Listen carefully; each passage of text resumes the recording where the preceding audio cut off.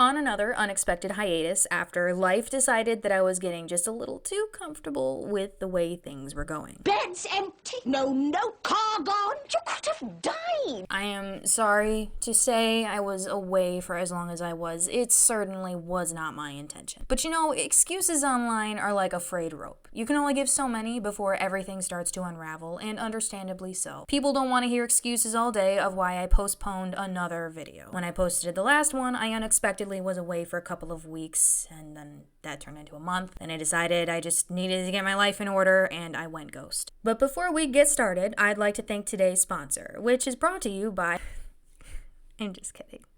Funny, we're getting so used to people begging for money online, it's come second nature to expect that banner shoved in our face one way or another. I wrote a book, and I didn't just write the book, I published it too. I'm very proud of myself, even if it is one of my first baby steps in publishing. I don't have a lot of experience in that regard, so I'm still learning. I'll be getting into that later on in the video. But first, to answer your question. Where have I been? The life wheel that keeps spinning us hamsters so we don't think about anything else other than work. Too scared to stop, too scared to get off. It just goes around and around and around. Long story short, I ended a long-term relationship last March. Nothing too bad, you know, it was just one of those things. We grew apart, we wanted different things out of life, yak. But this meant I had decided to step out fully on my own as the adult that I previously thought I was. Still wondering if I made the right choice to grow up there, especially when my alarm goes off for work and my existential dread kicks in at 6 in the morning. Suddenly I had to find an apartment, move out, find a second job because the cushy office one can't pay my bills right now, and start working 7 days a week. Yeesh, you might say. No days off? Nope, none. Holidays and a few PTO days spent in the dentist chair praying I don't need another tooth taken out. Oh, also, I had emergency dental work done and like 11 visits in the span of 6 months. All I can say, kids, is get those wisdom teeth out before they wreak havoc. Anyway, happy to say things leveled out for now. I moved out and I got my own place in October. It's nice enough, you know, there are no roaches or sinkholes or anything. Even though the building's on a slant, the silverfish ate my books, and the squirrels are going to town on the lighting like it's a full-on buffet up there, you know. It's a place. I just contributed to the charm. You know, it has character. Just like my car that decided to break down on me earlier this year. That was a sad day. Right before I was going to get internet so I could finally have the means to come back, my car starts giving me issues. You have an oil leak, they said. The solenoids need to be replaced, they said. That'll be $3,000. And every person that I've talked to is giving me looks like I'm the one who's nuts. $3,000 for an oil leak? Before I could get a second opinion, it pooped out on me, and instead of paying a tow guy to take me to another mechanic who might rip me off, I just decided to work towards getting a new car. Or, you know, a newer car, because she's sitting at almost $200K, but if she lasts me 2 years, I'll consider it a win. I was working close to 70 hours a week this summer just to save for this thing.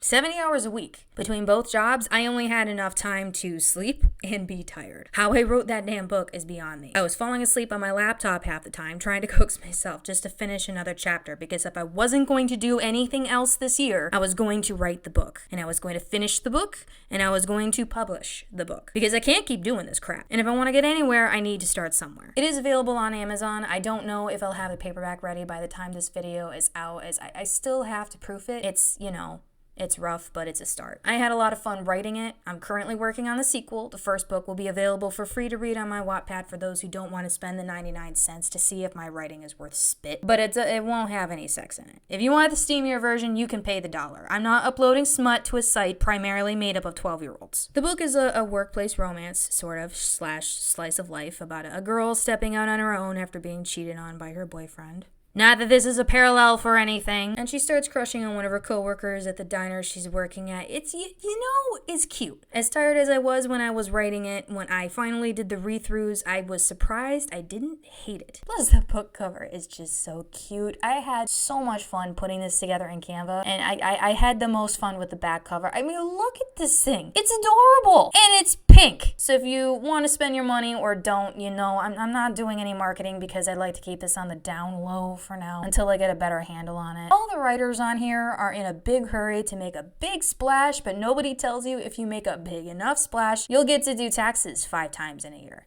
Yeah, they don't tell you that part. I can't even enjoy my Christmas because in between baking, I'm having panic attacks of how I'm going to pay back the government for the luxury of working 2 jobs and making more income just to, survive. I don't want to do taxes 5 times the first year I publish a book. That's just stupid. I enjoy the stories that I write. I like the way that I write. Mostly because I can't stand to read anything else these days. It's just all the same. There's no flavor. There's no personality. And I have said it before in several of my videos to the point where I know I sound like a broken record. The only interesting part of any book that I pick up these days is the idea, but there is none of the substance in the story that makes it come together. As difficult as things have been for me in the last 2 years, I have been learning enough to help me find what was missing in my writing. The reason that I write and the things that I want to say and how I want to say them. The dialogue is heavy and it might make it sound dry at times. The pacing can be too quick or too slow as I continue to work on balancing monologue and scenes and switching locations so that my readers don't get bored. I do try to write with consideration for others, but I will by no means forsake myself for the sake of selling a book. I write for me, and if that makes me a vanity writer, then so be it. But if other people enjoy what I write, then great. And if they don't, there's a whole ocean of books that I can't stand that you might like. We have too many writers focused on following the trends and writing for their readers, so much so that they forget the whole point of writing is to use your voice, to use the power of persuasion through fiction to help people understand what it is that you're trying to say. Now, I may be a little shaky utilizing this concept from the start, but it did turn out to be the missing key to everything that I was working on. There are messages behind the beats that are being ignored because we're told to be successful, we just have to work on the outer layers when we have this whole iceberg to think about. And it just opened my eyes to see how little I actually understood about writing. Because in order to put that meaning into something, you have to take it from somewhere first. I could cry a lot about everything that's happened to me in the last 2 years.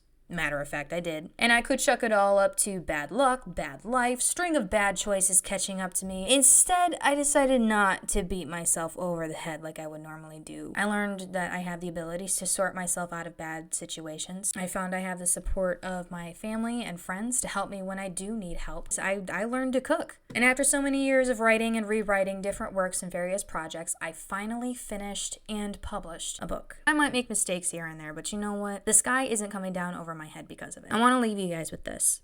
Life doesn't always go as expected, but that's not your fault. You have to give yourself a chance to try. Maybe fail, but learn to gain the strength to pull through the next obstacle and then the next one, because life isn't going to take it easy on you, but you can take it easy on you. Sometimes we're just doing the best that we can with what we got, and that's nothing to be ashamed of. Whether you're in college or scraping by paycheck to paycheck, what we do for a living isn't who we are. The choices that we make and how we choose to go through life is what defines us. Well, that and whether or not you prefer black licorice over red, because those people are weird. Thank you to all the support and patience and love from my followers for understanding where I'm coming from. 2025 is upon us, and my goals for next year are mainly to focus on consistency, discipline, and communication. So Merry Christmas, and I will see you guys in the new year.